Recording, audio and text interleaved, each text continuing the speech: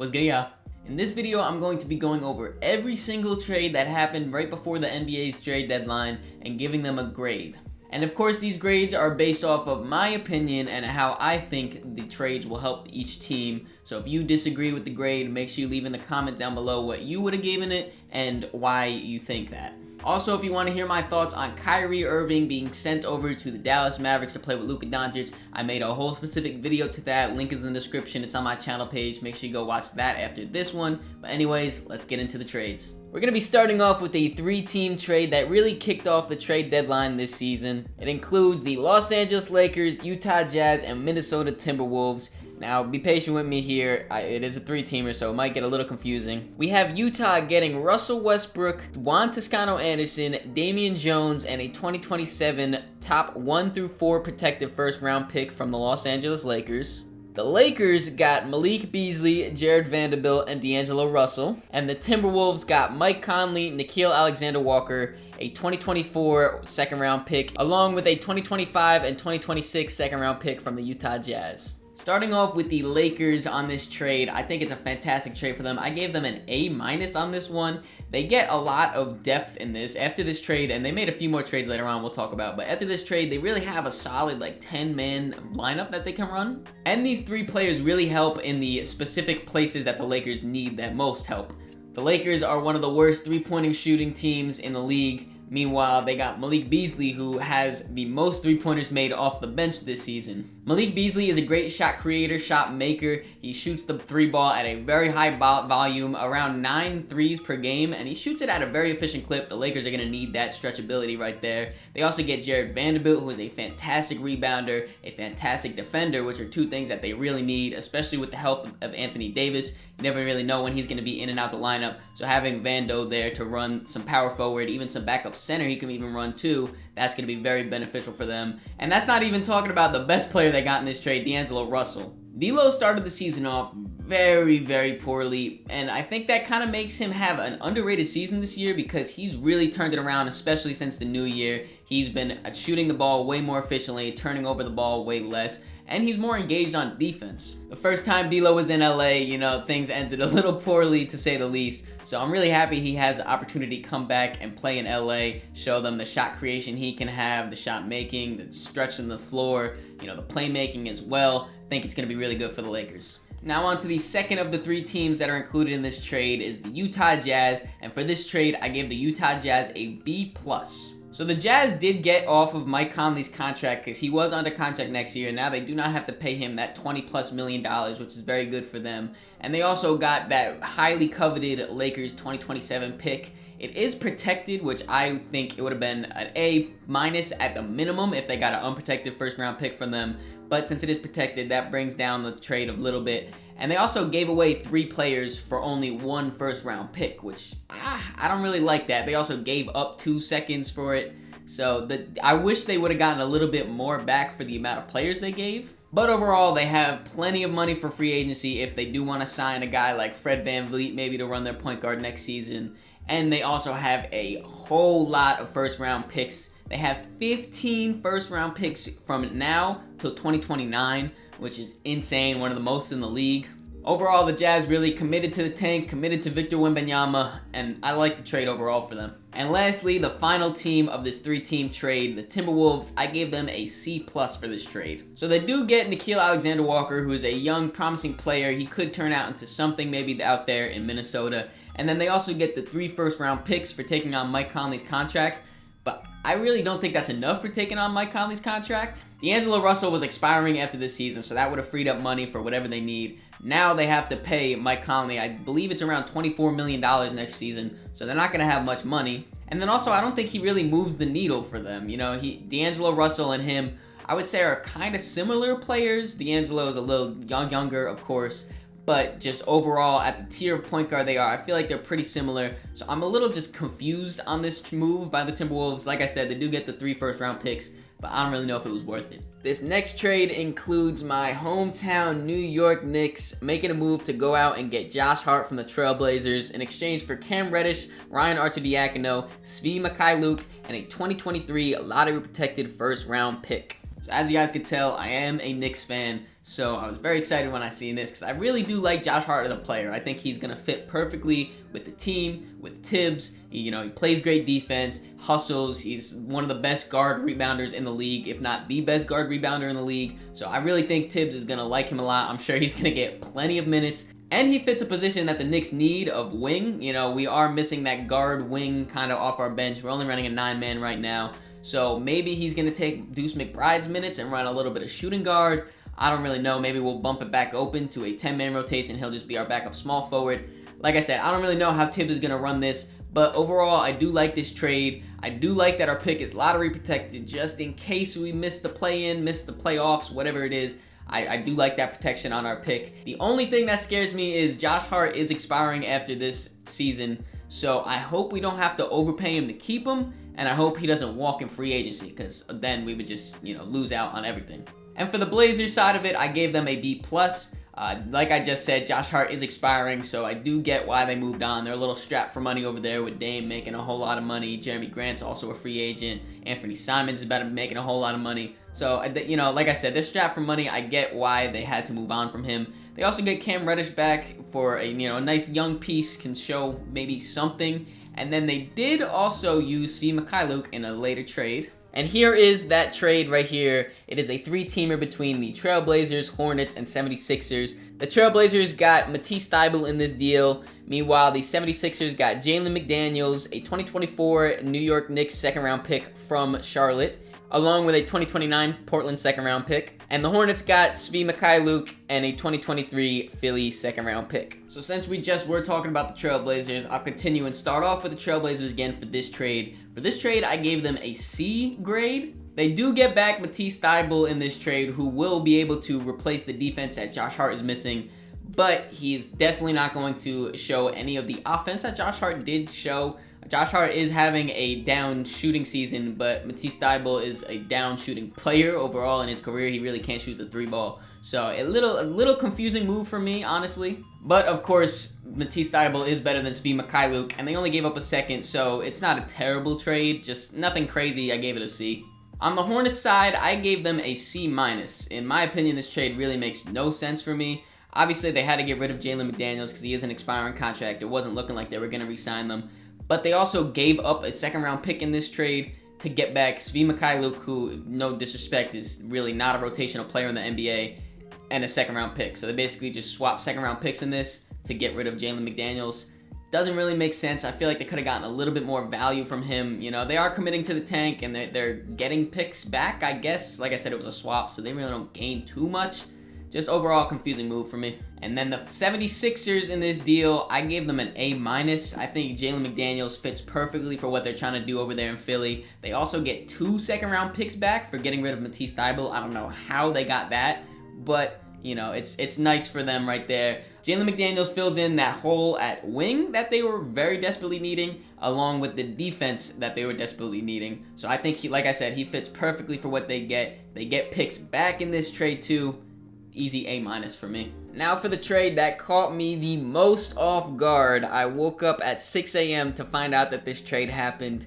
Kevin Durant and TJ Warren are sent to Phoenix in exchange for Mikal Bridges, Cam Johnson, Jay Crowder, 4 unprotected first-round picks from 2023, 25, 27, and 29, along with a 2028 first-round pick swap. Starting off with the Nets side of this trade, I gave them a A for their grade. Kyrie, obviously, he said he wasn't re-signing. They had to trade him. That then led KD to want to be traded, so they had to trade him, just do a full reset, and they got a very good return. First off, 5 first-round picks. A return of that, no matter who you trade, is amazing. When they're all unprotected on top of that, too, is amazing. That's not even counting the 2 great young wings that they got back in Mikal Bridges and Cam Johnson. The sky's the limit on both of those guys, to be honest. They're super lengthy. They defend extremely well, can knock down the 3. We see this season, especially Mikal, is kind of showing that he can create on his own if needed. When D-Book went down, he was really kind of, carrying a heavier load on offense. And I'm interested to see what he's going to look like on this Brooklyn Nets team that's now rebuilding. They got Cam Thomas there. He's probably either the 1 or 2 option, honestly, at this point. They still got Nick Claxton And then with Cam Johnson in there, I think their defense could be insane. I think they're going to be a rebuilding team, obviously, but a fun rebuilding team to watch. Like the Orlando Magic, I have a lot of fun watching them. The Utah Jazz, before they just blew it up, had a lot of fun watching them. I think they're going to be a fun rebuilding team. And then for the Suns, I had to give them an A+, man. This is by far the most impactful and, in my opinion, best trade of the trade deadline. Whenever you have the chance to add a top player in the league like Kevin Durant, who's arguably the greatest scorer of all time, you got to do it. You got to do it. It's an A+. They also didn't have to give up CP3 or DeAndre Ayton, which I was surprised. I thought if they were going to make a move for some guy like KD, they would have had to give up DeAndre Ayton, but they didn't. So I think, along with some of the other moves they made later on in the video we'll talk about, I think that they have boosted themselves back up to being one of the favorites in the West. The one thing I will say is all those first-round picks are super far in the future. They're all unprotected. We literally just seen in Brooklyn how fast a super team can, fall apart and those picks be worth a whole lot. So you never know when it comes to that, but if they win a championship, I don't think they care. And they got D-Book. Shout out D-Book. They got D-Book and Kevin Durant, two of the most unguardable players in the league. They got a good chance. Jay Crowder did not stay on the Nets for too long though, as he was shipped out to Milwaukee for 2 future second-round picks in this. And the Bucks also involved the Pacers in this deal to free up some cap space in order for them to be able to have Jay Crowder on their roster. The Pacers took on Jordan Nwora, George Hill, and Serge Ibaka, who they already have waived. And for opening up that space, the Bucks gave them 3 future second-round picks. So for the Bucks on this trade, I gave them a B+. They didn't really give up any real rotational players. Jordan Nwora is a young player, and he does get some rotational minutes for them. But I'm sure they much rather have the shooting and defense of Jay Crowder in that position instead. They've really been lacking that big wing defender role, and Jay Crowder is that exact guy. Ever since PJ Tucker left, they've kind of been lacking that. I feel like every time PJ Tucker leaves a team, that other team that he left is really lacking what he brought to the court. So them getting Jay Crowder, I think, is a perfect fit over there in Milwaukee. For the Nets, I also gave them a B+. They're fully accepting the tank. They shipped out Jay Crowder for some more picks. They're only second-round picks, but still, they're trying to get as much picks as they can right now. And then for the Pacers, I gave them an A.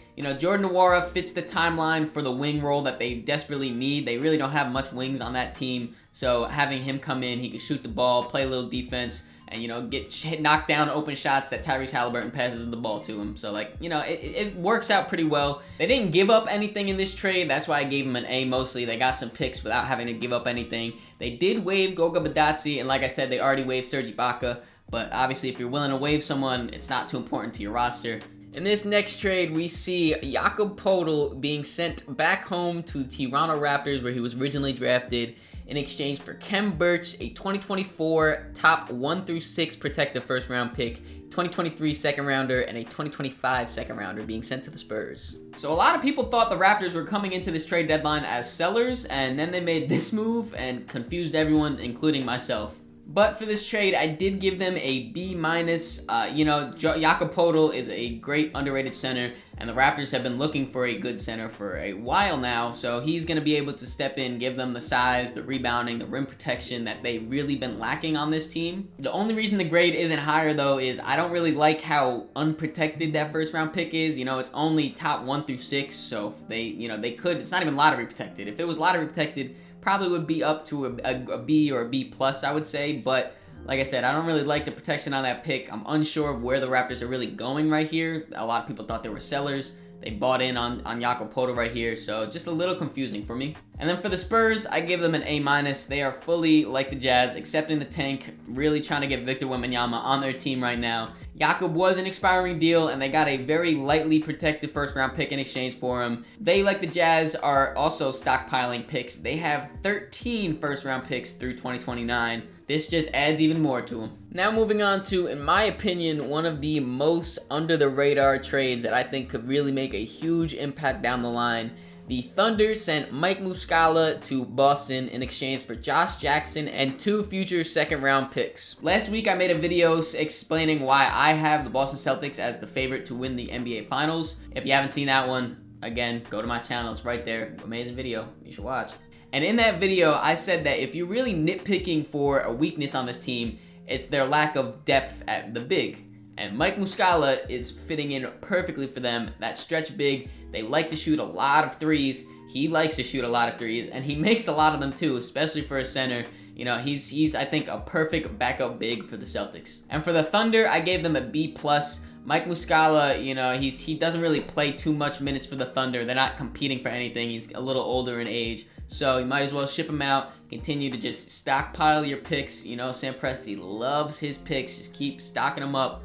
You know, it's working for their timetable. Now we look at this 4-team trade, which really had me looking at it for a minute to really decipher what is going where.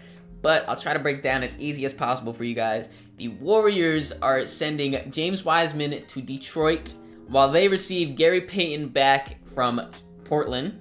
Portland will be getting 5 second-round picks from Atlanta along with Kevin Knox from Detroit. And Atlanta gets Saddiq Bey. We're going to start off with the Warriors on this one. They get rid of James Wiseman, finally wipe their hands clean of him. You know, he's probably one of the biggest busts of all time.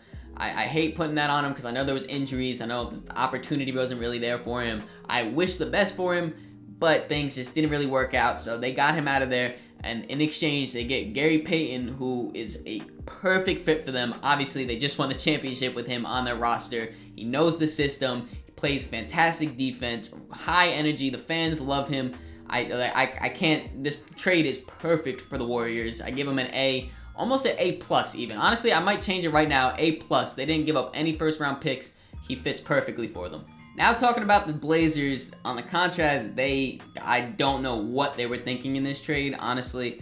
I gave them a D on this trade. They got rid of Gary Payton, who's a good player. You know, he's a great quality player, and they only got 5 second-round picks back. It doesn't make sense. You know, they're committing to Dame. They're saying they're not trading Dame unless he says he wants out. But you just trade a quality role player for 5 second-round picks? Like, where are you going with your direction of the franchise? Like, once I seen that, I was like, oh, Dame might be getting traded right now. That's really what went through my mind. Really doesn't make much sense to me. It's, in my opinion, a really, really bad trade for the Blazers. Now moving on to the Pistons, I gave them a C+ on this one. You know, they're taking a chance on James Wiseman. He was drafted 2nd overall for a reason. He's got crazy potential, crazy athletic. You know, he just never got it working over there in the Warriors. So in Detroit, he definitely has way more room to grow. And like I said, I really hope he does grow on that. You know, Saddiq Bey, it was rumored that he's not really happy in Detroit. They wanted to find somewhere else for him. So they get to do that in this trade right here. The one thing, though, I do wish they got some type of draft capital back for Saddiq Bey, whether it was second-round picks or a very, very, very protective first. I don't know. I just wish they got a little bit more back than James Wiseman. Now, finally, onto the Atlanta Hawks. I gave them a B for this trade here. You know, they get Saddiq Bey, which in this NBA, you can never have enough wing depth. He shoots the ball well. You know, don't forget, just last season, he dropped 51 points. Real flamethrower, can catch heat at any moment. I think he'll fit in well with Atlanta right there. Catch and shoot threes, you know, driving to the basket.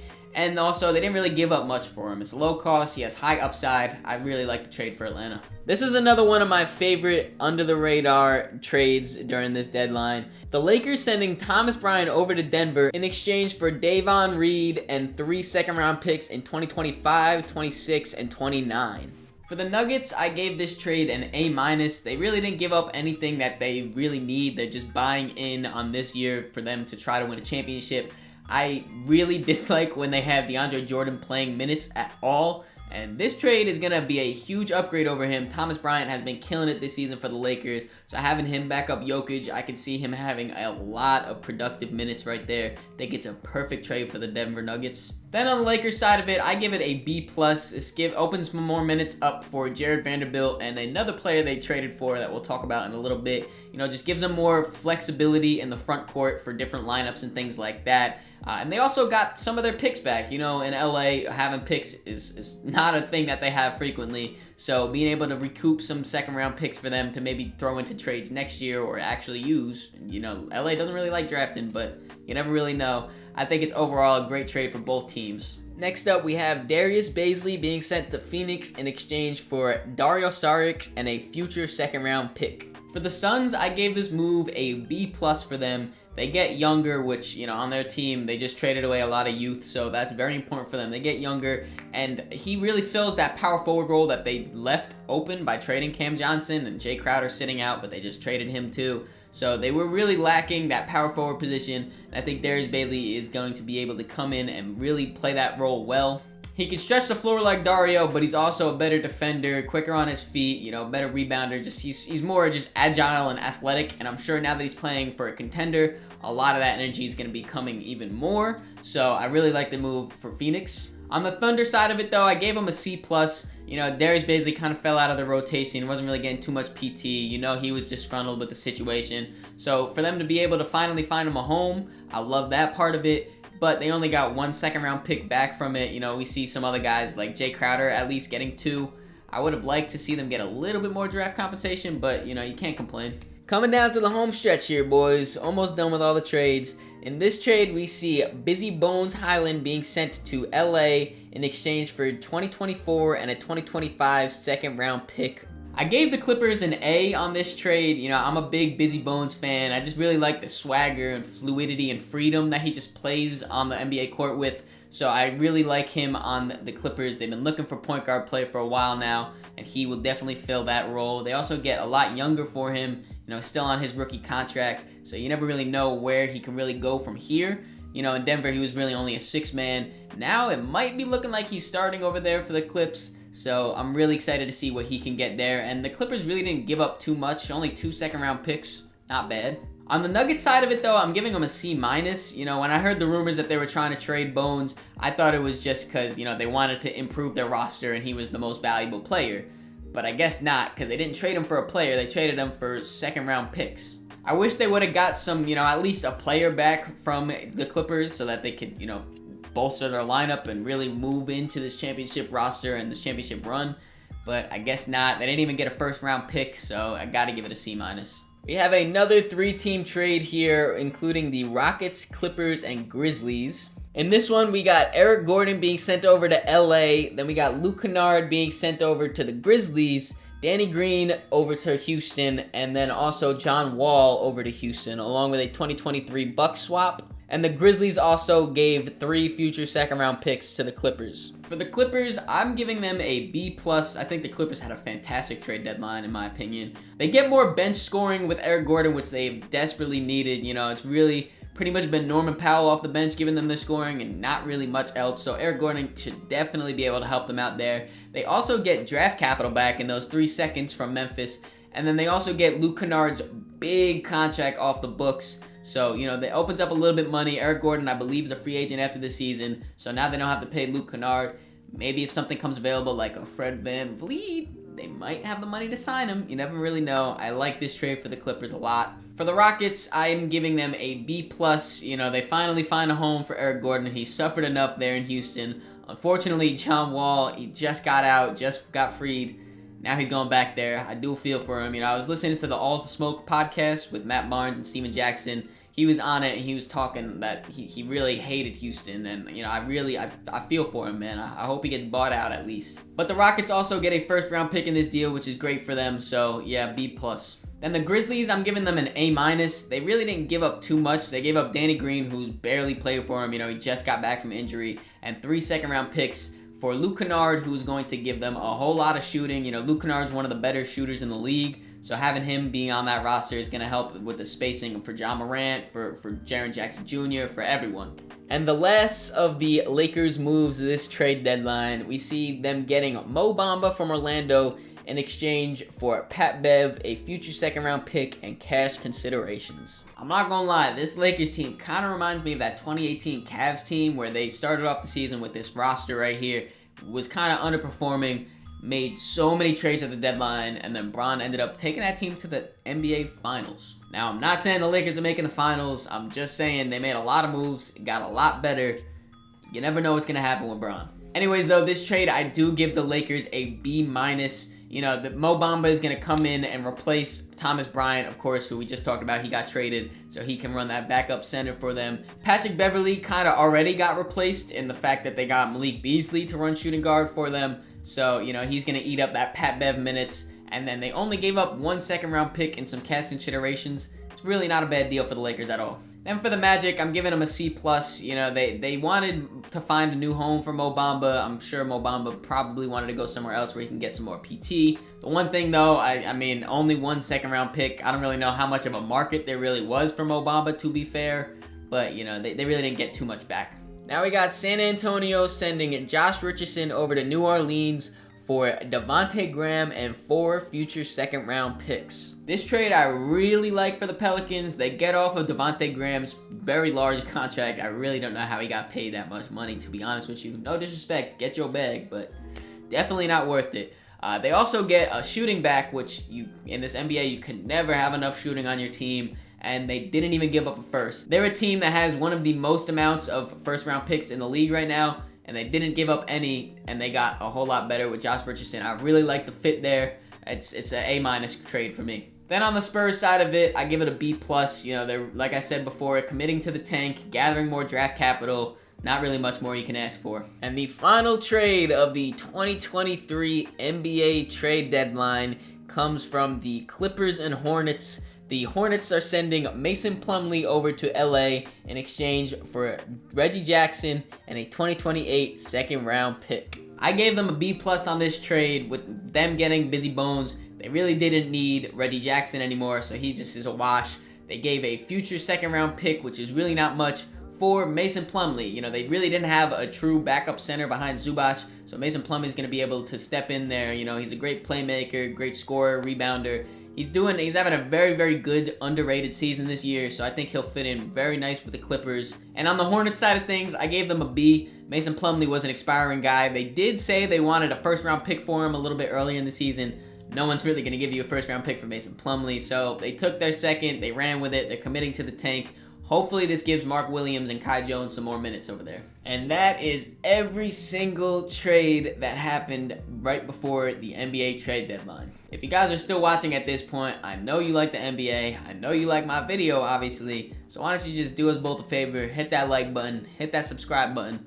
You know, I worked a very long and hard time on this video, so I would really appreciate the love. In the comments too, let me know what your favorite trade is, what your team did, how you feel about it. Let me know if my grades are good, you know, if you agree with them, if you disagree, whatever. Just let me start some conversations down there in the comments. In the description, there's links to all my social medias, so make sure you follow me on all those to keep up to date with me. Catch y'all.